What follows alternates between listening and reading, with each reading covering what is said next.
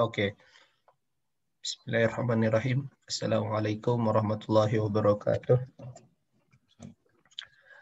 Alhamdulillahi rabbil alamin. Hamdan katsiran tayyiban mubarakan fih.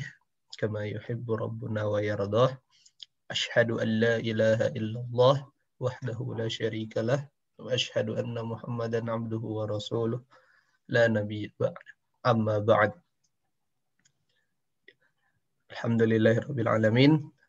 Di pagi hari ini, insya Allah kita akan melanjutkan sesi daurah balaghah ilmu badi yang kali ini di episode ketiga insya Allah menjadi pertemuan yang terakhir ya Ustaz. Dan rekan-rekan semua, sebelum nantinya di pekan depan kita akan adakan sesi ujian juga. Gitu. Karena sudah masuki pukul 5.42 waktu Indonesia Barat, kita langsung saja mulai karena Ustadz Fajri sudah bergabung. Kepada Ustadz Fajri, saya persilahkan Ustadz. Mohon saya diberi kesempatan untuk share screen. Sudah, saya tampilkan slide. Oh, kamu yang nampilkan? Sudah saya allow. Atau mau saya yang tampilkan juga? Enggak. Saya aja. Oke.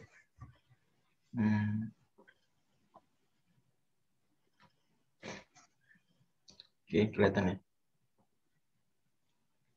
Kelihatan, Ustaz. Udah jelas. Oh, lebih enak PowerPoint sebentar. Lebih enak PowerPoint.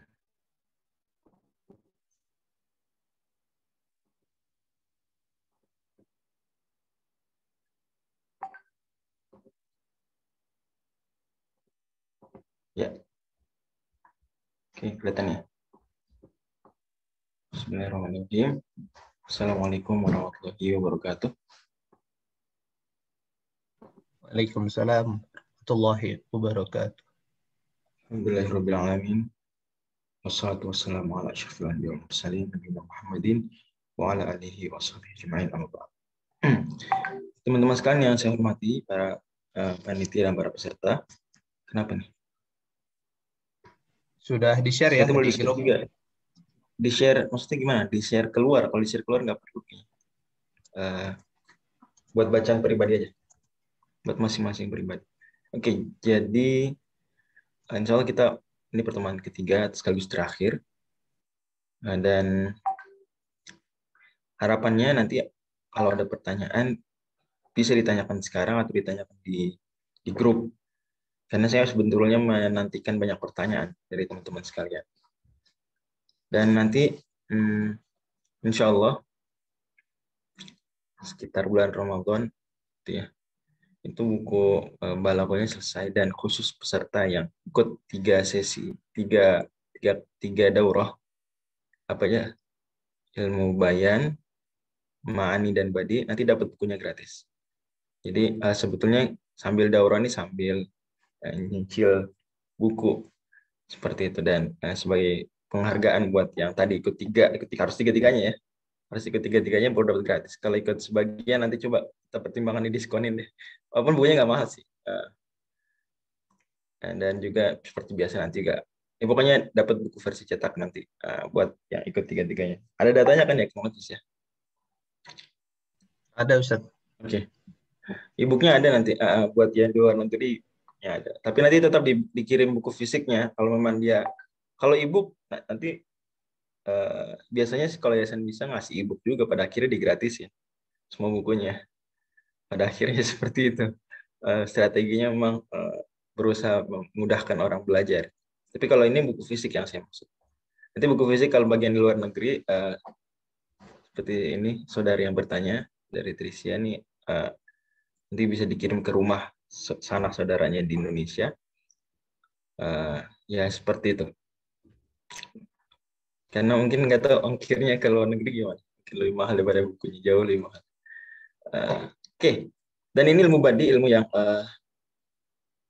saya bilang mudah ya di awal, dan memang semua ulama bilang ilmu balaghah yang paling mudah ilmu badi. Bahkan sudah kita singgung juga di awal bahwa sebetulnya tidak sedikit ulama yang mengatakan ilmu badi ini bukan internal ilmu balaghah, dia hanya di-attachment-kan ke ilmu balaghah, jadi hanya disandarkan ke ilmu balaghah.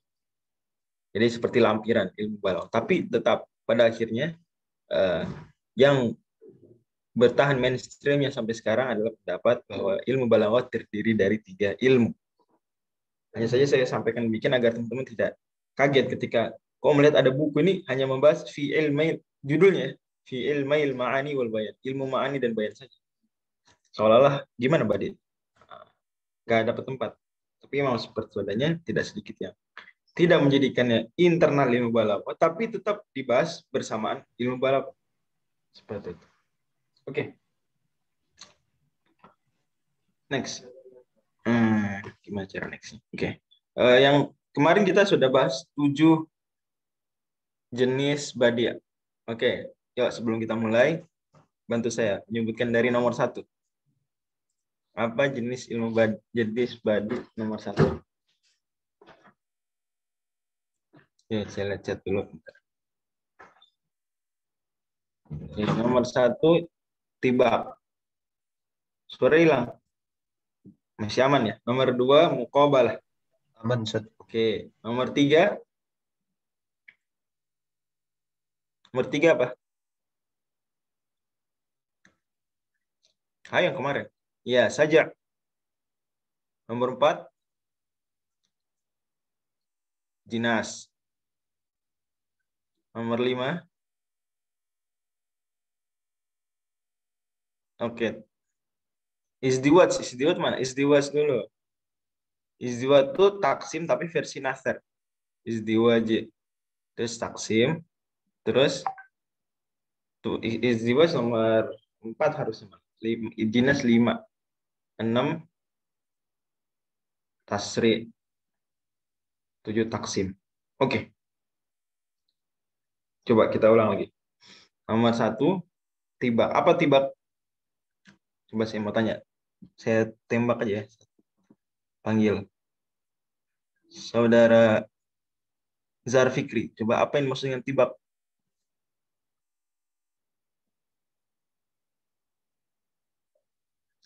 Boleh jawab pakai suara, boleh jawab pakai tulisan.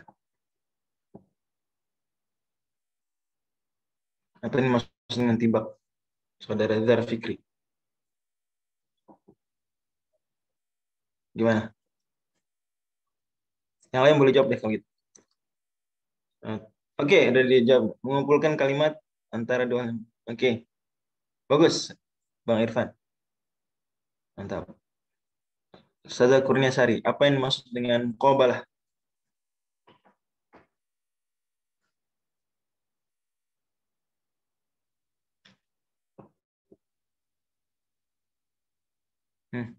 Apa itu muqabalah? Oh iya, apa? Tibak yang lebih dari 1. Tibak paralel mungkin kita sebutnya. Tibak paralel. Paralel ya. A, A, B, B. Oke, bagus. Kemudian apa yang maksud dengan sajak? Saudara Ali Aziz.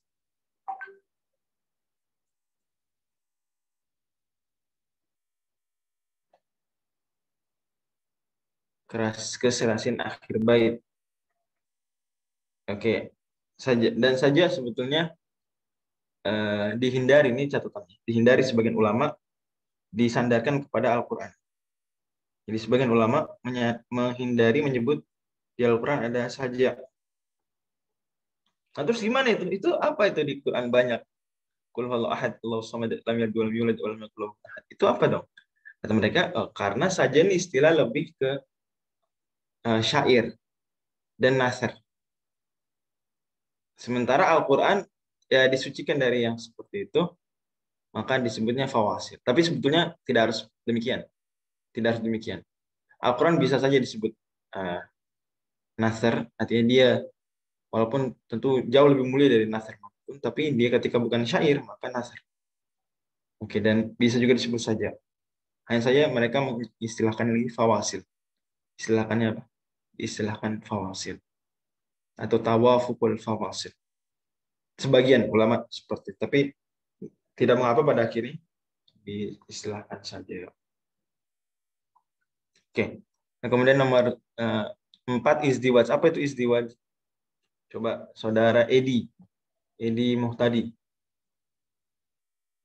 Apa itu izdiwaj?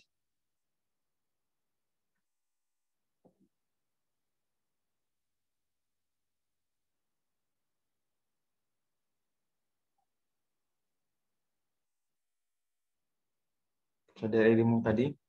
Oke, saudari Nurul. Nurul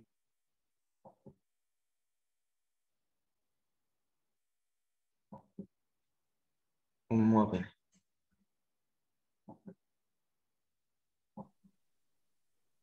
Muwahyu. Apa yang maksud dengan izdiwaj? Izdiwaj.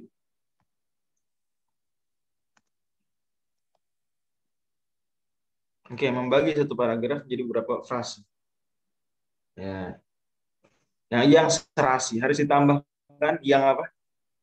Ditambahkan yang serasi. Yang sama panjang. Nah, gitu ya. Sama panjang. Nah, kalau nggak sama panjang ya semua paragraf kayak gitu, tapi ini sama panjang. Ayam betul munafik salat. Segitu kan. Idza haddatsa kadzab wa idza wa'ada akhlaf wa idza tumina khan, dalam riwayat lain wa idza khasama fajar. Oke. Jadi dan ini izdiwaj istilah untuk nasr. Adapun istilah untuk syair, apa istilahnya? Taksim. Atau juga diistilahkan husnu taksim. Jadi taksim atau husnu at-taksim. Itu bait syair dibagi jadi 4. Sama panjang. Oke. Kemudian ada namanya tasri'. Apa ini maksud dengan tasri'?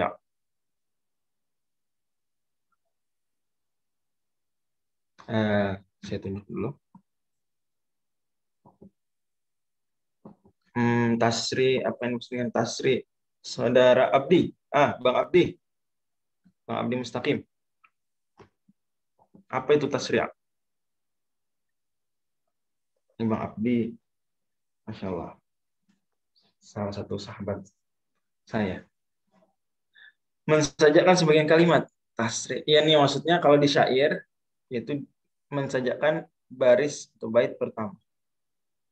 Oke, betul. Mensajakan. Istilahnya apa? Setengah pertama dari bait apa, Bang Abdi? Kan bait ada 2 bait syair, kanan dan kiri. Yang kanan disebut, ada yang tahu nggak yang lain? Soder. Oke. Sementara yang kiri disebut ajuz. Bagus. Nah, tasri itu mensajakan akhir bait namanya apa? Akhir penggalan. Jadi akhir soder atau akhir ajuz itu namanya apa istilah? Qafiyah. Bagus. Saudara Rezki. Qafiyah. Jadi menyamakan, mensajakan qafiyah soder dan qafiyah ajuz untuk bait pertama. Itu namanya tasri'. Oke. Kemudian jinas terakhir. Jinas itu adalah apa jinas? Apa tuh jinas? Jadi ada yang bertanya, qafiyah sama qawafi beda ya? Enggak sama. Qawafi jamak dari qafi. Qawafin. Qafiyatun jamaknya qawafin. Oke. Apa dimaksud dengan jinas, saudara Ahmad Adam?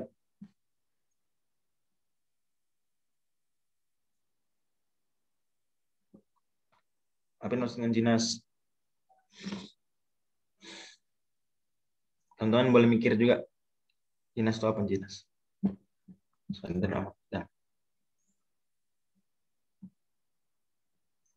Oke, belum.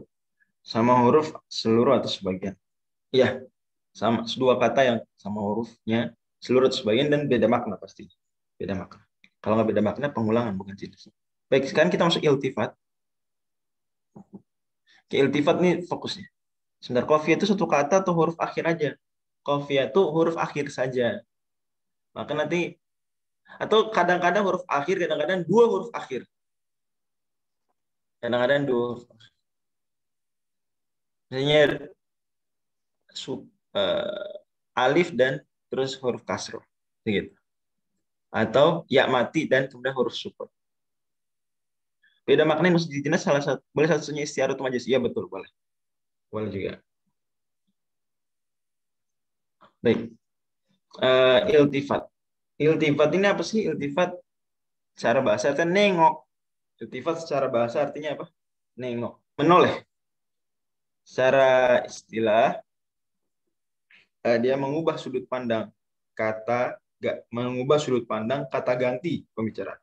Mengubah sudut pandang kata ganti. Jadi kita saat berbicara itu ada sudut pandang yang kita gunakan. Misalnya kita menceritakan sebuah peristiwa. Kita bilang, Budi pergi ke pasar.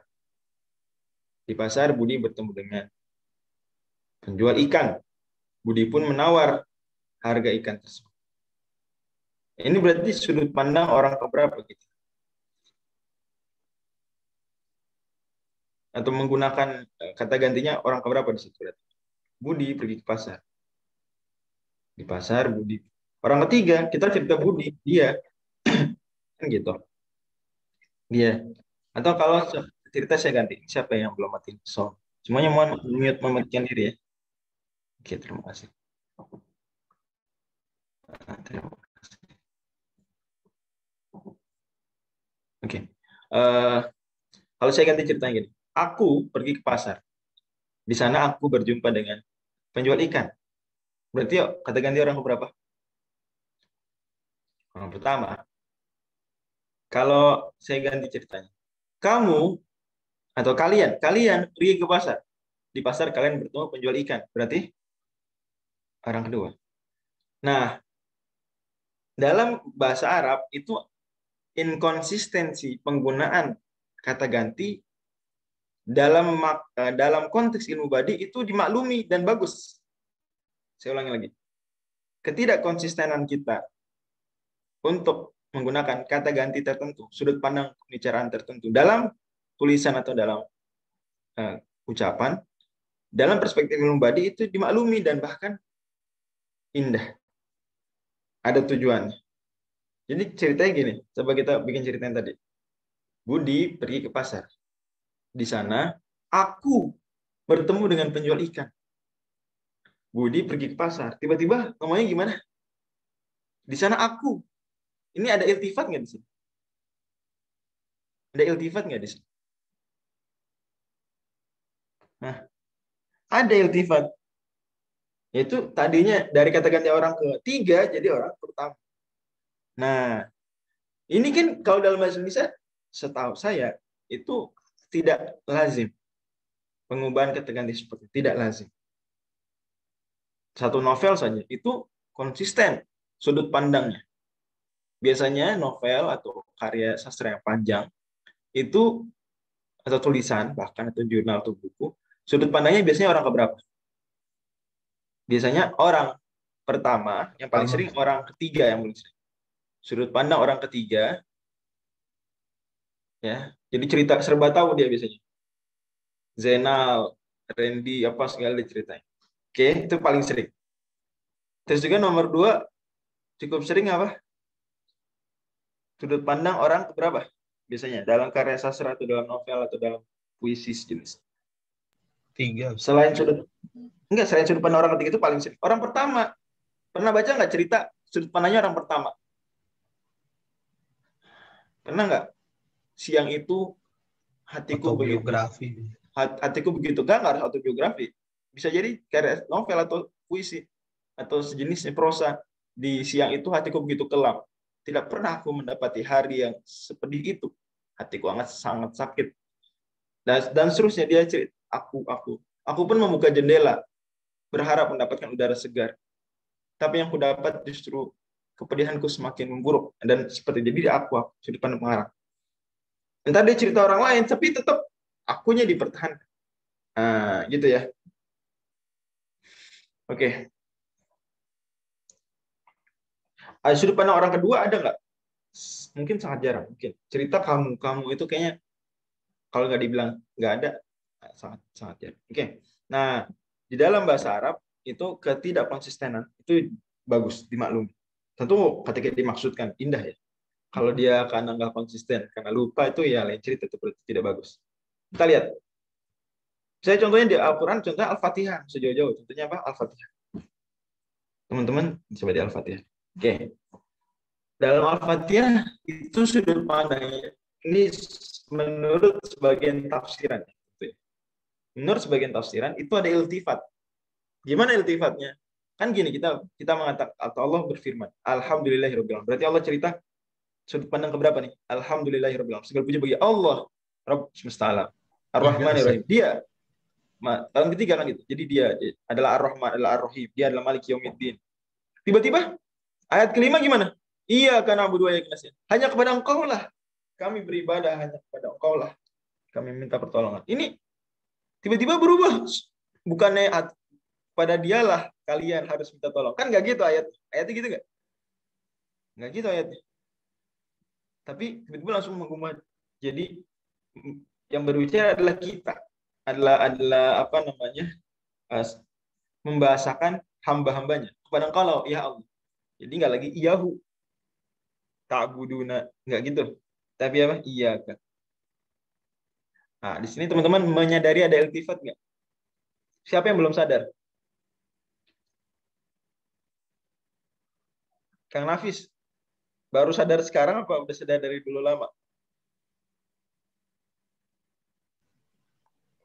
Kalau secara iltifat baru sadar sekarang, Ustaz. Gimana saya sekarang ya? Jadi saya ingat dulu nih, nggak apa-apa, curcol dikit. Dulu saya tahun 2005 itu,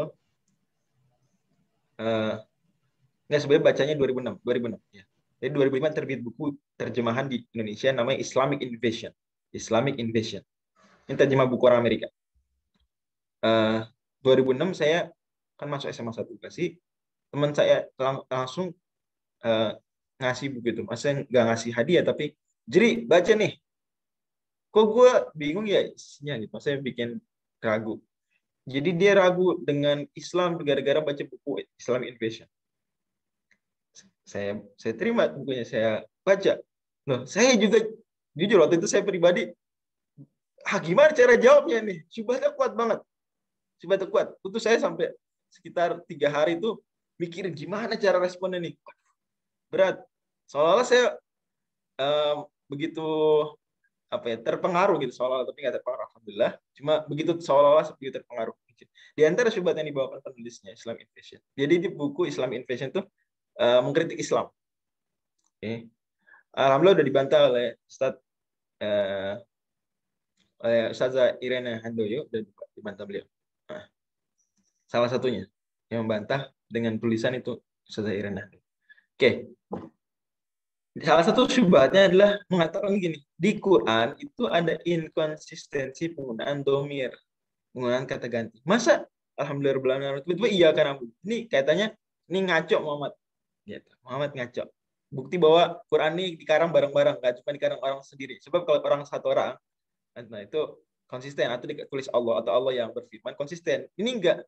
Nah, ini Kang Nafis dan teman-teman sekalian, ini problemnya banyak orang tuh menilai Al-Quran itu enggak pakai perspektif bahasa Arab, tapi pakai selera hawa nafsu dia atau pakai perspektif bahasanya dia sendiri. Itu pun juga kalau benar. Lupa bahwa Al-Quran ini bilisanin Arabiyyin mubin, harus ditinjau dari perspektif bahasa Arab. Jadi kalau Al-Quran nampak kok gini sih? Ya, dalam bahasa Arab itu diterima nggak? Diterima, bahkan bagus. Ya maka Al-Quran nggak salah. Toh Al-Quran udah dari awal bilang Al-Quran pakai bahasa Arab. Nggak salah, kecuali kalau Al-Quran bilang kita ini pakai bahasa Inggris, ya salah dalam bahasa Inggris, salah. Jelas-jelas Al-Quran bilang berkali-kali kita pakai bahasa Arab, maka nggak bisa dipersalahkan. Bahkan itu keindahan. Ngerti sampai sini ya? Dan biasanya rata-rata syubhat itu seringkali karena ketidak menguasainya seseorang terhadap bahasa. Itu sering. Kata Imam Syafi'i, demikian Imam Asy-Syatibi juga demikian. Mengungkapkan bahwa sebab terutamanya orang tersesat adalah jauhnya mereka dari bahasa. Oke, kembali ke sini. Jadi ini iltifat. Tujuannya apa hikmahnya? Hikmahnya adalah di antara hikmah iltifat adalah yang pertama menguatkan konsentrasi. Jadi kalau satu pembicaraan itu kadang bete, ya gitu aja. Dia. Tiba-tiba, iya kah? Berubah. Nah, bagi yang sadar, ada perubahannya. Nah, itu menjadikan dia menjadi fokus lagi. Tadinya mungkin udah nggak fokus karena alurnya gitu-gitu. Tiba-tiba fokus lagi. Dan itu sebetulnya digunakan dalam semua tulisan panjang. Itu mereka butuh sesuatu untuk menjaga fokus pembaca. Kalau cerita biasanya dia akan ubah alur. Biasanya dia bawa flashback. Atau dia pindah tempat. Cerita, jadi lagi cerita di Jogja, siapa Budi gitu ya. Tiba-tiba di chapter berikutnya cerita si Sinta di Amerika. Nanti balik lagi kan gitu. Itu biasa, betul nggak? Benar nggak? Nah, kalau di bahasa Arab ada juga namanya iltifat, itu juga ada. Tapi ada juga namanya iltifat. Ada juga namanya iltifat, itu mengubah domir. Kemudian tujuan lagi adalah juga menegaskan suatu makna tergantung ayat. Saya kalau di sini maknanya iya karena kudu adalah benar-benar menguatkan pesan dialog antara Allah dan hambanya, atau dialog antara hamba bilang kepada Allah, iya kah. Jadi benar-benar Al-Quran surat Al-Fatihah dialog. Oke, dan ini diterima dalam bahasa. Oke, contoh pertama. Ini contoh ketiga ya saya bawakan. Contoh pertamanya surat Al-Kautsar. Inna a'tainakal kautsar. Apa artinya? Sungguh kami anugerahkan kepada engkau, berikan pada engkau wahai Nabi Al-Kautsar. Tiba-tiba fasholli li rabbika wanhar. Maka sholatlah hanya kepada Rabbmu dan sembelihlah hanya untuk Rabb. Apa yang berubah di sini?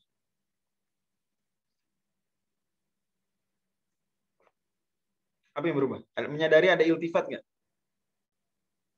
Oke, saya lihat di chat. Dari 1 ke 2. Kayak ada yang bertanya, kalau berganti tapi masih level huwa ke hiya, ya ke hum. Itu enggak iltifat. Iltifat harus 1, 2, 3 itu nyebrang. 1 ke 2, 2 ke 3, 1 3 ke 1, 1 kayak gitu. Oke. Jadi di sini ina atau inaka, sungguh kami anugerahkan kepada engkau Al-Kautsar. Normalnya kalau konsisten bukan Quran ya. Berarti gimana kalau konsisten? Fasolli gimana? Lana, betul. Fasolli lana. Kali rob, enggak. Fasolli lana kan. Gini coba. Inna a'toina kami berikan pada kamu Kautsar. Maka sholatlah untuk kami, ya segitu. Artinya kalau kita mau konsisten dengan gak pakai iltifat. Tapi di sini pakai iltifat. Inna a'toina sungguh kami anugerah kepada engkau Al-Kautsar. Fasolli li rabbika. Maka sholatlah untuk Rabb. Paham nih? Berarti dan jangan muncul di situ. Berarti yang ngasih Al-Kautsar bukan Allah, bukan Rabb. Wah, yang ngasih kok gitu? Bukan Rabb yang ngasih. Itu lihat inna atau inna, kami ngasih kamu Al-Kautsar, maka sholatlah pada Rabb. Berarti bukan Rabb yang ngasih Al-Kautsar. Nggak gitu. Ini namanya iltifat. Oke. Hikmahnya selain mempertahankan fokus, ya, jalbul intibah, juga di sini penegasan makna rububiyah. Rabb, bahwa kamu tuh diberikan oleh Allah kami. Adapun di kami itu pemuliaan. Kenapa pakai kami? Pemuliaan. Karena kalau diberikan, kami memberikan ini kepada engkau, itu lebih istimewa daripada Rabbmu memberikan kepada engkau. Itu kurang. Ini lebih istimewa. Inna. Nanti kalau teman-teman belajar ilmu mutasyabihatul alfaz, jadi ada cabang ilmu sendiri dalam Al-Quran, namanya ilmu tentang mengkaji ayat-ayat yang mirip lafalnya. Itu nanti di antara kaidah yang sering banget diulang adalah, dan juga ini dalam buku tafsir, dalam buku-buku tafsir yang konsen terhadap balaghah ya. Di antara penggunaan nahnu itu adalah tasyrif, adalah pemuliaan terhadap konteks yang sedang dibicarakan. Inna sungguh kami atau inna kami anugerahkan pada engkau wahai Nabi Al-Kautsar. Gitu. Nah, tapi fasolli ketika sholat maka ditekankannya bukan pemuliaannya, tapi apa? Makna rububiyah Allah, bahwa ibadah itu adalah kepada Rabb. Persembahkan ibadah hanya kepada Rabb, bukan kepada selain Rabb. Oke. Paham ya? Kata Imam Ibnu Katsir, ar-rabbu wal mustahiqul ibadah. Rabb itulah yang berhak, hanya dia yang berhak disembah ibadah. Next. Nah, kemudian contoh kedua, abasa wa tawalla an ja'ahul a'ma, dia berpaling. Dia bermuka masam dan dia berpaling. An ja'ahul a'ma, datang padanya orang yang buta. Itu ayatnya bicara gimana ayat ketiga? Wa ma yudrika la'allahu yazakka. Apa gerangan yang ngasih tahu kamu bisa jadi dia di sini bukan dia yang pertama. Dia di sini dia si A'ma itu, Al-A'ma, Abdullah bin Maktub radhiyallahu anhu. Bisa jadi dia mau mensucikan diri. Tapi di sini Nabi tadinya disinggung dia berpaling, dia buka masam, dia berpaling, datang kepada dia. Tapi tiba-tiba engkau, siapa yang tahu engkau? Kau Nabi di sini. Ada iltifat enggak? Ada iltifat. Oke. Ada iltifat. Hikmahnya di sini apa? Bahwa Allah Subhanahu wa taala itu ketika menegur Nabi itu sangat halus. Di Quran banyak teguran pada Nabi. Kadang-kadang terasa teguran itu kencang, ya, tegas banget. Kadang-kadang lembut. Di sini agak sedang, ya, nggak terlalu tegas banget, nggak terlalu terasa kuatnya, tapi juga nggak lembut banget. Kenapa nggak terlalu kuat banget? Karena Allah nggak pakai domir kamu. Teman-teman kalau disindir atau dimarahin pakai kamu itu lebih nyakitin. Kamu kenapa begini? Kamu dibandingkan kalau dia itu lebih soft, lebih soft. Apalagi nggak disebut namanya. Ada seorang yang bilang itu lebih soft. Jadi abasa dia berpaling dia. Tapi ketika nasihatin Nabi pakai engkau. Oke, ada pertanyaan tapi ntar saya jawab di akhir. Oke, yang 9 dari jenis nisbah adalah al-madhu bima yushbihu dzam. Memuji tapi dengan kalimat yang kesannya itu celaan. Memuji tapi dengan kalimat yang kesan awalnya itu celaan. Dalam bahasa Indonesia contoh gini. Kamu tuh nggak bisa apa-apa gitu. Kamu tuh nggak bisa apa-apa, cuma bisa menyelesaikan semua masalah. Gitu ya. Saya bilang ke Nafis, ente tuh nggak bisa apa-apa, cuma bisa menyelesaikan semua masalah. Itu pujian apa celaan? Pujian. Pujian. Tapi diawali seperti bisa celaan. menyelesaikan semua masalah itu pujian. Tapi kan kesan awalnya apa? Kamu nggak bisa apa-apa, cuma bisa menyelesaikan semua masalah. Kesannya awalnya apa? Celaan. Paham ya? Itu kesan awalnya celaan. Untuk misalnya dia lagi lomba, lagi lomba berenang. Dia mah payah. Kalau lomba juara 1 terus. Dia mah payah. Kalau lomba juara 1 terus. Atau ada pemain olahraga kita bilang, kelemahan dia nih, kalau udah dribble nggak bisa direbut. Kelemahan dia nih, kalau udah dribble nggak bisa direbut. Itu pujian apa celaan? Kalau lomba dia payah dia lomba juara 1 mulu. Nah gitu. Payah lomba juara 1 terus. Itu pujian tapi mirip celaan. Sarkas kalau ya nanti itu sebaliknya ada lagi sebaliknya. Jadi lebih nyakitin juga. Seperti muji padahal mencela. Oke, ngerti ya berarti konsepnya ya. Dalam bahasa Indonesia kita gunakan. Next. Kita lihat apa di Al-Qur'an dan ada di Al-Qur'an. Atau sebenarnya la yasma'una fiha lagwan illa salam. Penduduk surga tidak mendengar apapun dari ucapan sia-sia kecuali ucapan salamat, ucapan salam. Ini mirip celaan nggak di awal? Mirip celaan karena gini. Mereka tidak mendengar ucapan sia-sia apapun kecuali. Berarti yang kita bayangkan apa?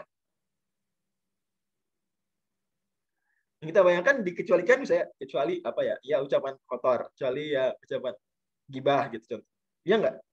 Karena laguan, ucapan sia-sia. Kecuali berarti kita ada juga aibnya. Ada juga aibnya.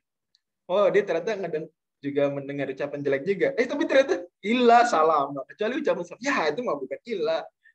Nah, itu mah bukan jelek. Tapi demikian style dalam bahasa Arab. Ilmu badi begitu. Oke. Dia mah nggak pernah apa ya? Saya kita bilang gini. Dia nggak pernah nonton film kecuali itu kita sebut film serius, film berat. Atau dia nggak pernah baca buku novel kecuali novel berat. Itu jadi sebenarnya pujian walaupun kesan awalnya celaan. Kurang lebih gambar next.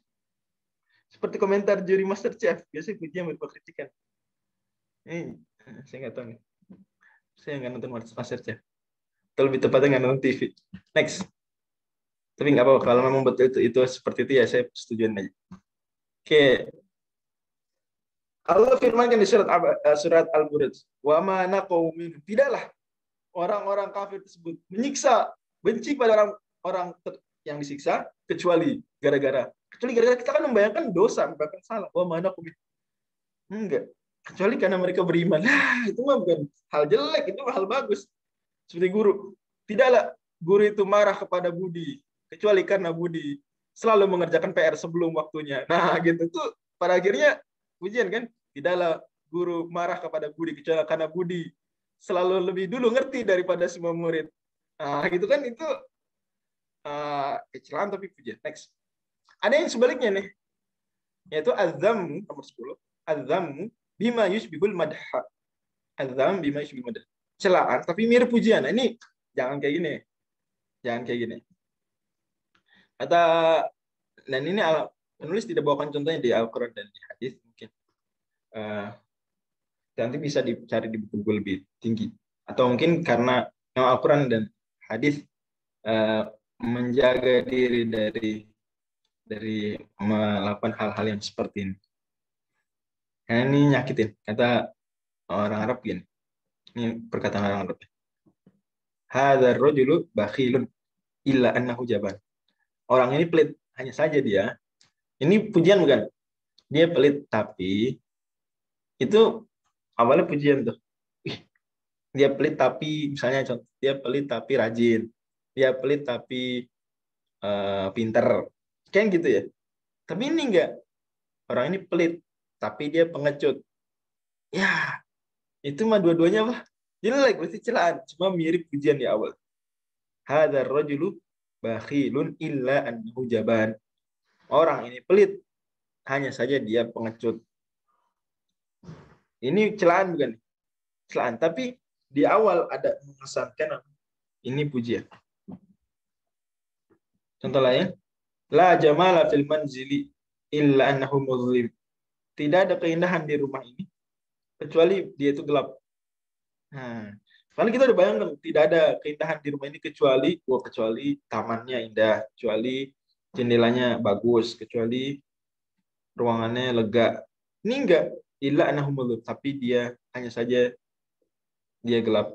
La jamal fil manzili, tidak ada keindahan di rumah kecuali dia itu. Ya. Nomor 11, tauriah. Ini cukup jelas, yang tadi dua tuh cukup jelas. Jelas nggak? Apa saya kecepatan kali ini? Jelas ya?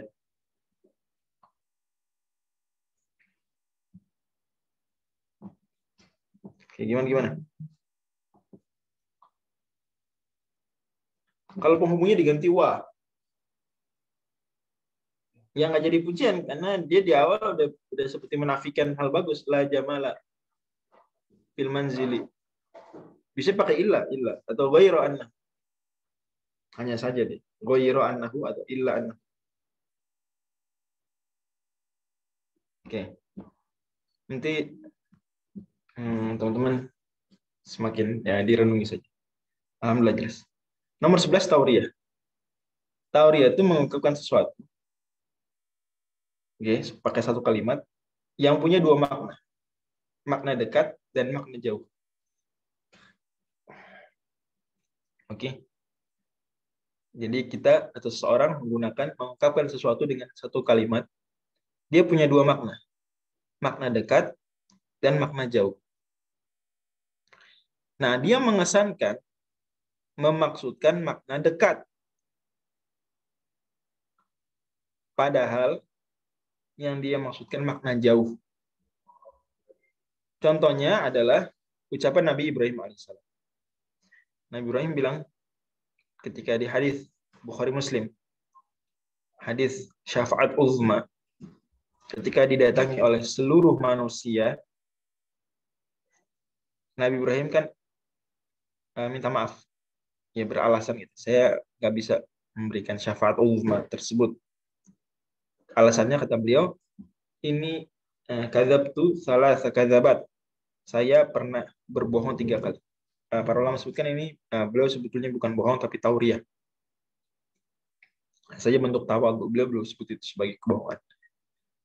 Bagaimana bohongnya tersebut atau tauriahnya tersebut? Disebutkan dalam buku-buku tafsir. Misalnya tafsir Al-Baghawi menyebutkan hal itu, bahwa Nabi Ibrahim yang pertama mengatakan di depan Firaun Mesir. Jadi Nabi Ibrahim dan istrinya berdua pernah ke Mesir waktu itu berdakwah. Oke, Firaun Mesir waktu itu bukan Firaun Nabi Musa. Ya, Firaun juga, Firaun kan nama gelaran penguasa Mesir kalau dari bangsa Koptik. Kalau dari bangsa lain pakai raja gelar. Kalau ini Firaun. Demikian teks hadis. Ada dibawakan juga kisah ini dalam kitab Al-Bidayah wa Nihayah. Nabi Ibrahim kemudian intinya istrinya ini seperti terpisah ruangannya dengan Nabi Ibrahim. Oke. Dan kemudian raja atau Firaun saat itu men-setting bagaimana bisa berbuat jahat kepada istrinya Nabi Ibrahim. Ingin ya berbuat jahat lagi gimana gitu. Tapi nggak bisa. Nah, kemudian Nabi Ibrahim ditanya. Kalau dia jawab, Nabi Ibrahim jawab, ini istri saya, Firaun punya kebiasaan itu apa? Disuruh malah dibunuh bisa suaminya atau dia apain? Diambil istri. Firaun sebetulnya kebiasaan seperti itu. Tapi kalau bilang saudari, maka aman. Oke, clear ya. Jadi kalau bilang istri, bahaya. Kalau bilang saudari, maka aman. Lantas Nabi Ibrahim ditanya, ini siapa kamu? Nabi Ibrahim jawab, hadhihi ukhti. Ini saudariku. Kemudian selamat tuh Nabi Ibrahim dan istri beliau Sarah. Di luar, Sarah yang mungkin agak kesal dikit ya. Kok saya disebut apa? Saudari, saya istri kamu disebut saudari. Tapi Nabi Ibrahim bilang, oh enggak. Tidaklah di dunia ini orang yang beriman kecuali aku dan kamu. Cuma aku dan kamu saja orang beriman di dunia saat ini. Yang berarti engkau adalah saudariku dalam agama Islam. Jadi nggak bohong. Saudari saya, ini seagama. Oke. Kemudian yang kedua, kan beliau bilang 3 kali. Adalah di surat As-Saffat. Ketika Nabi Ibrahim alaihissalam disuruh oleh atau diajak oleh kaumnya untuk menghadiri perayaan berhala, Nabi Ibrahim alaihissalam itu bilang gini, faqala inni saqim. Saya sakit. Ini Nabi Ibrahim disuruh pergi ke perayaan musyrik, Nabi Ibrahim nggak mau ikut. Nabi Ibrahim justru bilang, saya sakit. Para ulama sebutkan, sebetulnya Nabi Ibrahim nggak sakit fisik. Tapi Nabi Ibrahim memaksudkan sakit hati. Karena kaumnya disuruh beriman, disuruh bertauhid, malah melakukan kemusyrikan. Malah ngajak dia melakukan kemusyrikan juga lagi. Maka Nabi Ibrahim bilang, faqala ini sakit. Aku sakit. Ya udah nggak apa-apa, nggak usah ikut, kata mereka. Tinggalin deh. Nabi Ibrahim terus akhirnya beraksi, bikin akal gimana agar berhala-berhala hancur. Dan yang ditaruhlah kapak di berhala paling besar. Ingat teman-teman cerita itu ya. Nah, tapi di surat As-Saffat Allah singgung satu momen di mana Nabi Ibrahim mengatakan, saya sakit. Maksudnya sakit hati. Makna dekatnya berarti dari sakit fisik. Oh, sakit ya. Makna jauhnya sakit hati. Nggak bohong, ini tauriah. Yang ketiga, dan ini rumit difahami oleh sebagian orang. Ini kok bisa tauriah? Dari mana tauriahnya? Kok kayaknya kayak bohong betulan. Yaitu Nabi Ibrahim di surat Al-Anbiya. Ketika ditanya, "Man fa'ala hadza bi alihatina ya Ibrahim?" Siapa yang melakukan ini semua? Ngancurin berhala-berhala kita. Dia bilangnya bukan berhala sebetulnya, mereka bilangnya Tuhan-Tuhan kita. Siapa yang menghancurkan Tuhan-Tuhan kita? Wahai Ibrahim. Nabi Ibrahim bilang, qala bal fa'alahu kabiruhum hadza fas'aluhum in kanu yantiqun. Fokus. Yang melakukan itu adalah yang paling besar dari mereka. Tanya aja mereka kalau mereka bisa bicara. Kesannya kayak bohong betulan ini. Dan memang membingungkan sebagian orang. Tapi kalau kita merujuk ke buku tafsir, akan dijelaskan bahwa inkanu yang pun itu syarat dari bal fa'alahu kabiru hadza. Bukan syarat dari fasaluh. Jadi Nabi Ibrahim bilang, kalau mereka mau bisa bicara, maka yang melakukannya adalah yang besar. Tanya aja mereka. Begitu maksud. Saya ulangi lagi. Kalau mereka bisa bicara, maka yang melakukannya adalah yang besar. Tanya aja mereka. Ketika mereka memang nggak bisa bicara, berarti yang melakukan bukan yang besar. Ngerti nggak? Karena Nabi Ibrahim bilang, Bal fa'alahu kabirhum hadza in kanu yantiq. Fas'aluhum tuh kayak i'tirad. Teman-teman tentu ingat i'tirad di pembahasan ilmu ma'ani. Kata Nabi Ibrahim, yang melakukan itu adalah berhala yang paling besar. Kalau mereka bisa ngomong. Nabi Ibrahim bohong nggak? Jawab dong. Nabi Ibrahim bohong nggak? Bohong nggak Nabi? Nggak bohong lah. Karena Ibrahim bilang, kalau mereka bisa ngomong, yang melakukan yang besar. Nah, mereka bisa ngomong nggak? Mereka nggak bisa ngomong, berarti yang melakukan bukan yang besar. Yang melakukan Nabi Ibrahim. Gimana teman-teman paham? Ada yang belum paham nggak? Untuk poin yang ketiga nih. Kalau 2 tadi jelas lah. Gimana? Kang Nafis paham? Kang Nafis? Kalau ada orang yang nanya bisa jelasin nggak? Gimana? Iya Ustaz. Paham ya? Ya. Yang Nabi Ibrahim. Jadi tolong pahami yang tadi barusan. Jadi bal fa'alu kabiruhum hadza in kanu yang. Kalau mereka bisa ngomong. Surat tolong ditulis Kang Nafis, surat Al-Anbiyah ayat berapa? Oke, sambil ditulis itu nanti saya lanjut penjelasan. Baik, Ustaz. Oke, ini contoh tadi sebentar saya stop share dulu. Oke. Dan Tauriah juga seperti dilakukan oleh Abu Bakar As-Siddiq. Saya kasih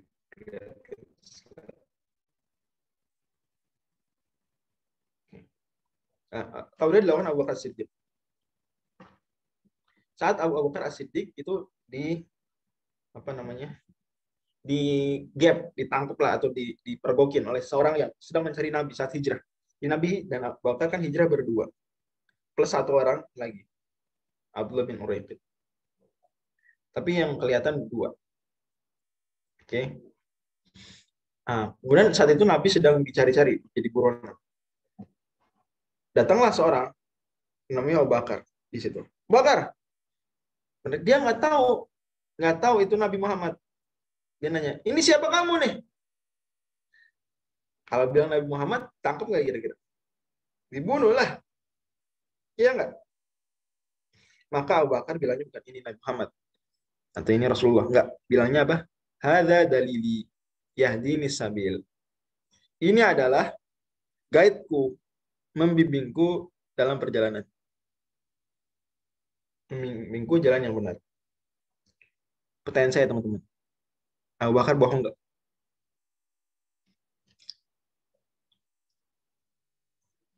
Nggak bohong. Nggak bohong kan? Nabi Muhammad bukan guide yang ngasih tahu jalan. Udah ada guide-nya. Abdullah bin Uraybid. Nggak bohongnya gimana?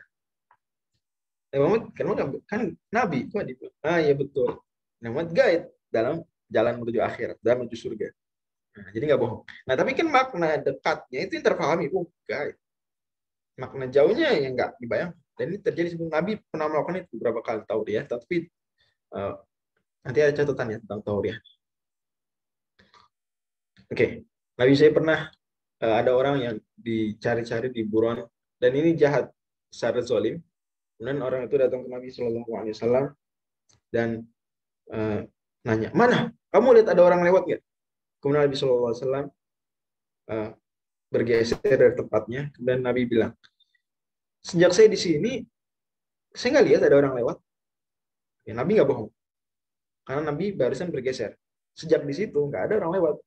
Tadi baru ada. Tapi sejak di situ nggak ada. Ya kalimat bersayap, betul sekali. Kalimat bersayap. Nabi juga pernah ditanya banyak kasus itu. Nah, tapi Tauriah penting diingat teman-teman sekalian. Tauriah ini tidak boleh kalau tidak ada maslahat. Tauriah tidak boleh kalau tidak ada maslahatnya. Jadi nggak boleh gitu Tauriah. Malah Tauriahnya justru untuk bohong. Tapi mengesankan Tauriah. Nggak, itu tetap nggak boleh. Kalau tidak ada maslahatnya, itu masalah terkait akhirat ya.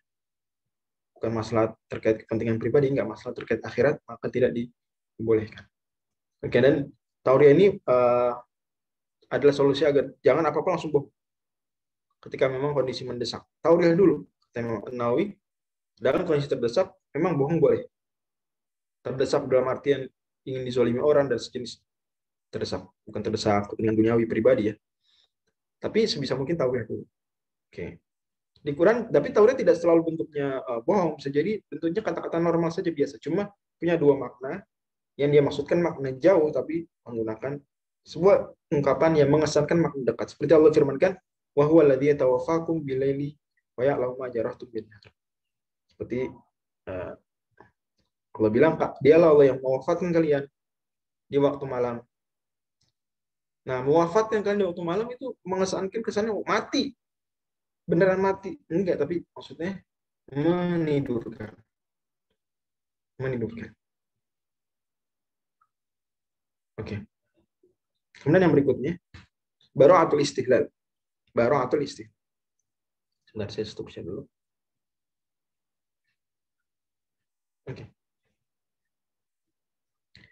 Bara'atul istihlal artinya adalah kita mengawali satu pembicaraan dengan muqaddimah, dengan awalan yang memberikan kode dan isyarat tentang apa yang akan dibahas.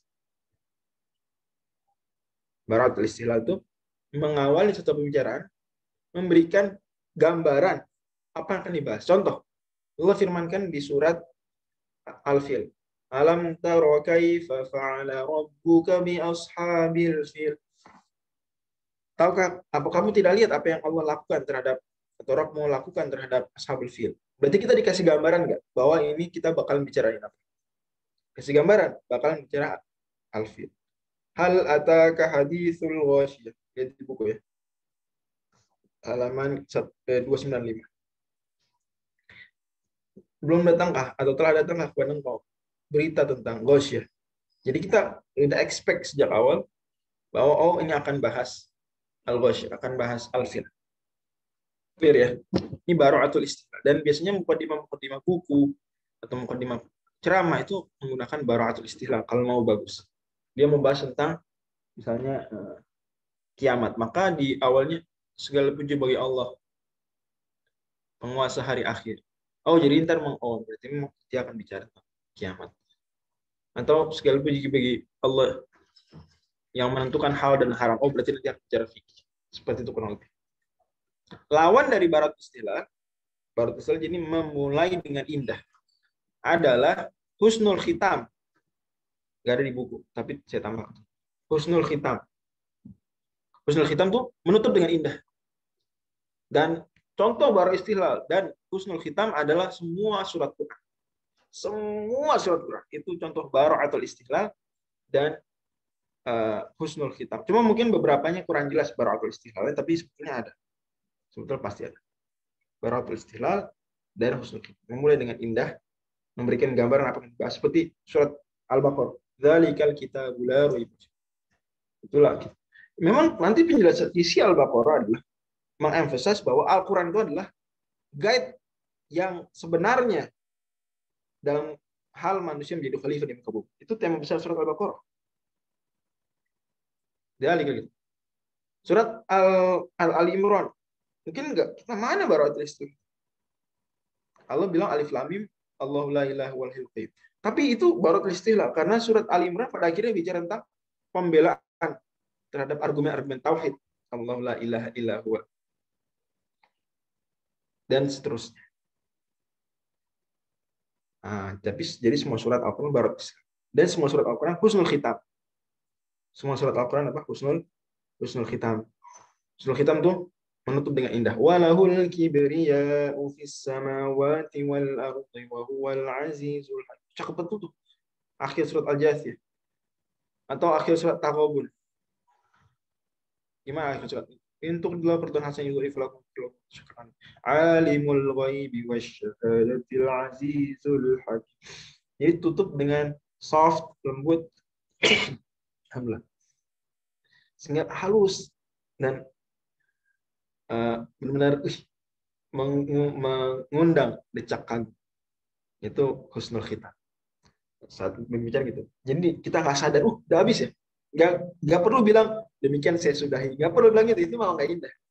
Tapi langsung aja ngomong, tiba-tiba udah selesai dengan sesuatu yang indah. Itu namanya bara'atul. Nah, diantaranya itu ada namanya takhallus. Tambahan informasi lagi nggak di buku. Di antara bara'atul istihlal dan husnul khitam, di antara kan nanti ada beberapa tema. Tema 1, 2, 3, 4. Pindah tema itu adanya namanya takhallus. Ada namanya takhallus. Di antara takhallus yang cakep betul, sebetulnya semua surat Al-Quran itu mengandung takhallus ya. Itu ada yang 636 nih. Mungkin nantilah takhallusnya ada di buku intinya. Nanti teman-teman bisa lihat di halaman kedua surat Al-Mu'minun. Halaman kedua surat Al-Mu'minun. Allah sedang bicara tentang hewan. Terus Allah mau pindah ke cerita Nabi Nuh. Dibuka surat Al-Mu'minun halaman kedua. Allah tadinya sedang bicara tentang buah hewan. Hewan lah. Oke, hewan ternak. Dan habis itu mau pindah ke cerita Nabi Nuh. Tahu nggak Allah kemudian bilang apa? Kang Nafis nanti dicek ayat keberapa. Surat Al-Mu'minun halaman kedua. Di tengah-tengah. Allah bilang gini. Wa 'alaiha wa 'alal fulki tuhmalun. Dan di atas hewan ternak itulah. Dan di atas bahtera kalian diangkut. Abbas itu pindah dari cerita hewan ke Nabi Nuh. Bagus tuh takhallus. Betul-betul luar biasa. Wa 'alaiha wa 'alal fulki. Dan di atas hewan ternak itulah, dan di atas bahtera kalian diangkut. Pindah dari hewan ke Nabi Nuh. Karena Nabi Nuh nanti cerita tentang bahtera. Tapi Masya Allah. Itu takhallus. Masih ada yang tersisa dari beberapa pembahasan sini. Iktibas, oke, iktibas ini terakhir buat iktibas. Iktibas. Oke, terakhir. Iktibas sederhananya adalah seseorang itu ketika bicara membawakan ayat atau hadis, tapi tanpa bilang qala Allah qala Rasul. Iktibas. Saya ulangi lagi, iktibas adalah mengatakan dalam suatu pembicaraan membawakan ayat Al-Quran atau hadis Nabi, tapi tanpa bilang kalau itu apa? Kalau itu hadis atau Al-Quran. Tanpa bilang qala Allah qala Rasul, nggak bilang gitu. Oke. Contohnya. Misalnya contohnya adalah ini dibawakan oleh para ulama ya. Misalnya imam atau bahkan sahabat Abu Bakar bilang gini ketika berkhutbah. Jadi panjang ceritanya. Abu Bakar bilang hadza ma ahida Abu Bakrin bin Abi Quhafah inda akhir ahdihi bid dunya kharijan min hajjin Nabi. Abu Bakar menulis surat dan membacakannya di depan para sahabat sebelum wafat. Bla bla bla, bahwasanya inni istakhlaftu min ba'di Umar bin Khattab. Umar bin Khattab. Saya mau nunjuk khalifah setelahku Umar bin Khattab. Bla bla bla. Fa in adala fadzalika ra'yi fihi wa dhanni. Kalau dia berbuat adil, maka itulah dugaan kuatku. Dan itulah pendapatku. Wa in jara wa baddala fal haqqu aradtu. Kalau dia zalim, kalau dia mengganti semua kebaikanku dengan keburukan, maka aku hanyalah menghendaki kebenaran. Wala alamul ghaib, aku tak tahu yang gaib. Wa ma taufiqi illa billah. Tidaklah taufik kecuali Allah. Ini ayat Quran bukan? Saya tanya teman-teman. Wa ma taufiqi illa billah. Tidaklah taufik kecuali dari Allah. Ayat Quran bukan? Ayat Quran. Surat Hud. Wa ma taufiqi illa billah. Tapi Abu Bakar enggak bilang qala Allah taala, wa ma taufiqi illa billah. Enggak bilang gitu. Ngomong aja alami. Wa ma taufiqi illa billah. Tapi itu dari Quran. Terus Abu Bakar lanjutin lagi. Wa ma taufiqi illa billah wa saya'lamul ladzina zalamu ayyam qalabi yang qalibun. Dan orang yang zalim akan mengetahui bagaimana kesudahan mereka. Ini Quran bukan? Wa saya'lamul ladzina zalamu ayyam qalbi. Al-Quran. Tapi Abu Bakar enggak bilang qala Allah taala, enggak. Ngomong gitu aja. Jadi seperti ngomong sehari-hari tapi dengan Quran. Ngomong sehari-hari tapi dengan hadis. Seperti kita ngomong kepada kita bos misalnya bilang kepada karyawan, kalian harus jujur, kalian harus tulus dalam bekerja. Nah, ini karena sungguhnya kejujuran itu akan membawa kepada kebaikan dan kebaikan membawa kepada surga. Nah itu sebenarnya hadis bukan?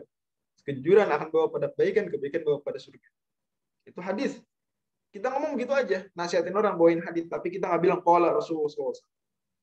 Kita langsung ngomong, atau kita ngomong dalam bahasa Arab, inna sidqa yahdi ilal birri wa innal birra yahdi ilal jannah. Oke, dan seterusnya. Itu barangkali yang bisa kita bahas tentang alwanul badi', istilahnya gitu. Laun-laun dari badi', aneka warna ilmu badi' dan keindahannya. Insyaallah pekan depan ujian. Dan sebagai bonus, nanti setelah ujian ada satu pertemuan tambahan dari saya pribadi bonus. Itu kita akan mengupas. Jadi kita akan coba lihat juz 30. Kemudian kita kupas balaghahnya semua. Jadi nggak cuma badinya aja. Jadi ma'aninya dan bayannya juga dikupas. Insya Allah. Jadi setelah ujian pertemuan depan ujian fokus dulu badi. Satu pertemuan khusus, oke.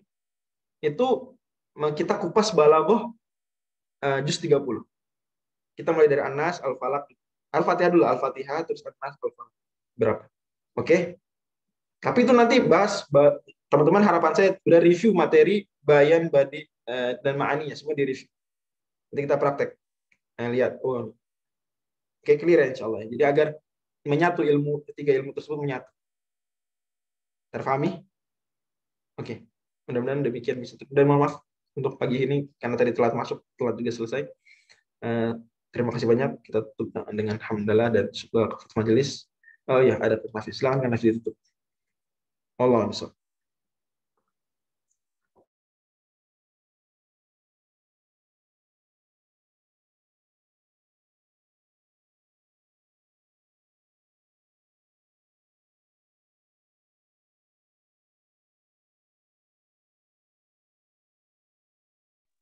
Kang Nafis. Oh iya, ada yang bertanya belum jawab tadi. Tafsir apa? Oke. Iya, tadi di atas. Oke, tafsir apa yang konsen terhadap balaghah? Tafsir klasik yang paling terkenal konsen terhadap balaghah tafsir Al-Kasyaf dari Az-Zamakhsyari.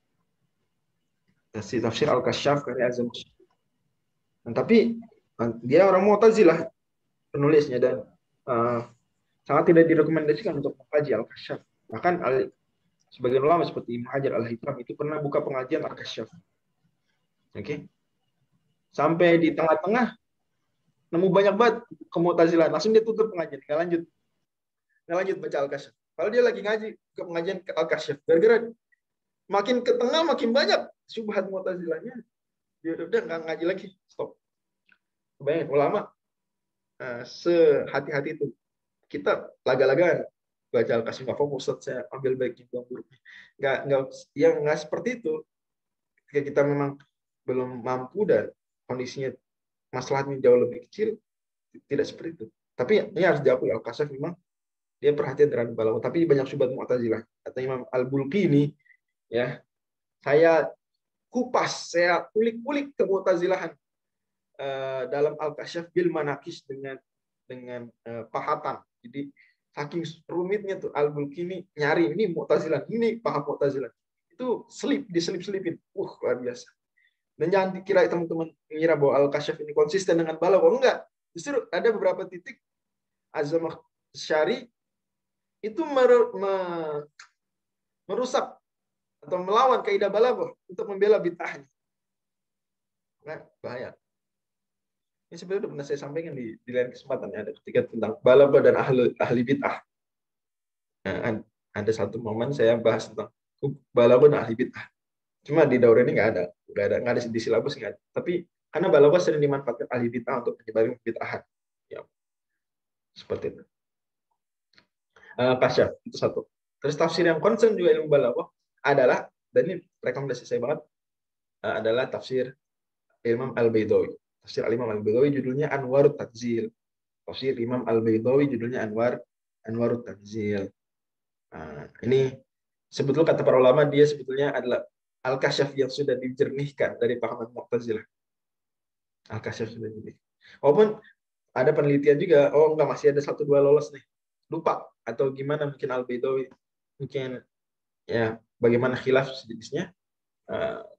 Tapi ada berapa titik, sedikit 3 aja, 3 tempat, dan pada akhirnya semua kebaikan Al-Kasyaf ada di tafsir Anwarut Tanzil Imam Al-Baydawi.